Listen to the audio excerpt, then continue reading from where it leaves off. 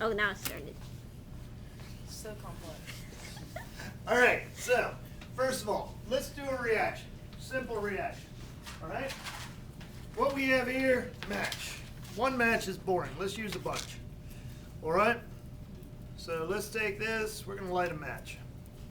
The All right? table isn't in the frame. What? The table isn't in the frame. Yeah, then move it till it is. You're the videographer. Like, Woo! oh, Hi. that was so easy. Fire. Okay. Now, what just happened? Fire. Fire. Good. All right, we got lots of fire. All right, now, so we got lots of fire here. So, is this taking in heat or giving away heat? Giving away heat. You can turn that because it's hot. Okay. Now, so lots of heat there. All right. Yeah, that. Trying to keep them lit as long as I can. Okay. All right. So, now, what we're going to look at is we're going to look at a graph that is energy on one axis, and we're going to look at, it's sort of like time, but what they call it is they call it the reaction coordinate, okay? And it compares the match, which is our reactant, it's the stuff we started with, right? And it had a certain amount of energy. Pretty straightforward, right? When we were done, all right, when we were done, does this still have as much energy as the original match? No, it gave away some energy. All right? So now it has less energy. So the ashes and the CO2 and the water have less energy than the match. All right? Does that make sense so far? Okay. Now, is this match going to catch fire all by itself? No. Is it going to be sitting there and just burn? No. What do I have to do to it? I have to put some friction on it. I have to give it, let's do more than one. It's more fun. All right? So, I gave it some energy. There we go. All right, I gave it some energy. Now it's starting to burn. True? Okay. Now, if I let that sit for a while, is this part of the match, am I having to give this part of the match any energy to get it to burn? Am I? No. Okay, wait. Stop and use brain. All right? If I have a match, that's not a match. All right, if I have a match and it's lit and I hold it like this, will it burn all the way down? No. Probably not. All right, it might stay on fire, but it might not. All right, now, so this might go out right now, right? Why? Because the heat is going which way? The heat's going up. So the heat's going up, so if we want this match to keep burning, if it starts to go out, what do? Turn it like that way. All right, and it'll keep going for a long time. So let's say I'm down to 1 or 2 matches and I want to stay alive. I'm going to, make sure that I keep this match going as long as possible. True? Okay, so the first part of the match, right, the match head, we gave it some energy to get it going, but the rest of the match gets its energy from the match, gets the energy from this going to here. But we put in a little something to get it started. We put in what's called the activation energy. All right, we activated it. We got it started. Make sense? So now, can I make this and the CO2 and water and these crumbs, can I make this go back to stick? Is it possible to take CO2 and water and make it back into stick? Look outside, look out the window. What are those big green things? Trees. What is a tree made? How does a tree make more tree? Seeds. No, that tree right there, is it going to get bigger? Sure. How's it get bigger? What's it take in? Water and? Not oxygen. Trees don't breathe oxygen. Carbon dioxide. That's why there's this symbiosis, because we in the trees, and we need the trees, and the trees need us, because they give off what? Oxygen.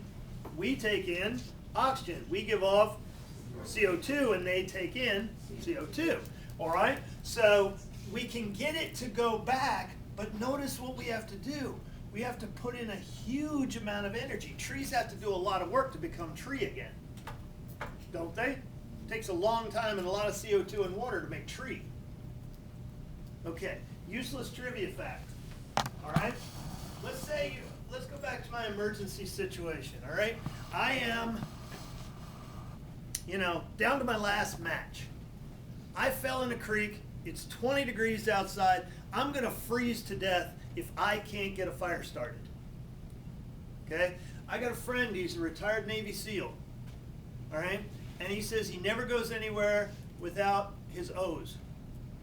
Either Doritos or Fritos or Cheetos or something like that. He always has a bag of Doritos. He likes to taste Doritos. He says not because of the food value. He says because he can make a lot of fire with one Dorito. Now I didn't have any Doritos. I had to beg this off of somebody. They had a Cheeto. But if I take this match and light that, look how easy it lit. Okay? Now, let's see, that's about 30 seconds. How long do you think this Cheeto, Frito, whatever it is, will burn? Just this one. Okay, so I go over here and I try to light my fire. Okay, oh shoot, didn't go out. Try to light another fire. All right, I've got myself a great fire starter. All right, and if I'm careful and I pay attention, I can burn this whole Cheeto and have, we're at 45 seconds already. And this will just keep burning. And if I'm really skilled, I can maybe, if this goes out completely, get a hold of this end and then work it down the whole way. So we've already been a minute on one Cheeto. Now, if you have a whole bag of Cheetos, you got a hell of a fire starter in there. Excuse my language. Now it's interesting because if you look, my fingers are now oily because literally the oils are actually wicking out of the Cheeto, Frito, whatever that thing is. All right, so this kind of reaction, what's it doing? Is it taking in heat or giving away heat? Giving away. There's two terms I want. I want the prefixes exo and endo. What does it mean to be exo or endo? Endo, you ever heard exo, endo any place? Okay, never? That's fine. All right, what is exo? Exit. What's an exit? A way to get out. So endo is kind of the reverse of the way to go in. All right, so if we have exothermic, what's happening? Therm is heat and it's going out. So it has, this is match, this goes down to stuff, this is an exothermic reaction. It gives away heat. All right, anybody ever seen an endothermic reaction? Hey, Yas. All right, thank you. Okay, now, what would an endothermic reaction look like? Be the opposite. So what would it be? It would start here. Anybody ever use an instant ice pack? No. Okay, so you get hurt and they crunch up the pack and they put it on you and it gets cold real fast. Okay? Real simple thing. It's just a bag with some water, and inside that's a little bag with something called ammonium nitrate. And when the ammonium nitrate dissolves, it takes in heat. So the reaction, or the reaction coordinate, would look something like this. It has some energy. When it goes in, it actually stores up some energy, and it takes it heat in from the outside world. So you feel cold. All right? Anybody ever seen one of these? Yeah. What is it? I don't know. When did you see it? Somewhere. You see this one? Right here? That right here? That was yours. Thank you. All right. It wasn't me today. They're good. They're good. All right? It's a military pack. It's a military meal pack. It's not the food. Don't eat this. This would not go well. All right? What this is this is an MRE heating pack. Okay? So what do you get? If you're in the military and you're on something, you're out in maneuvers, you can't get back to your base to eat that night. They send you out with MREs. Okay? So an MRE is a bag plastic bag, it's tightly sealed, it has, pretty much a full meal in it. Now, if you're in a situation where, for instance, you're out on patrol and, you want warm whatever the crap is that's in the bag that day, right? Lighting a fire would probably be a bad idea, especially at night. Because it says to the nice people, there they are, let's shoot them. Not a good idea. So what this is just you take your plastic baggie with whatever concoction they came up with for you that day. You pour about this much water in it, just a little bit of water. You stick your MRE bag in there, and I love it. The drawing says, put it on a rock or something. It actually says rock or something. And just let it sit there and it heats up your food. This gets really hot, okay? So let's see, what else do we think that, oh yeah, these things. Anybody ever use the little hand warmers? Yes, I have a Okay, so what do the hand warmers do? First, they're in a plastic bag, right?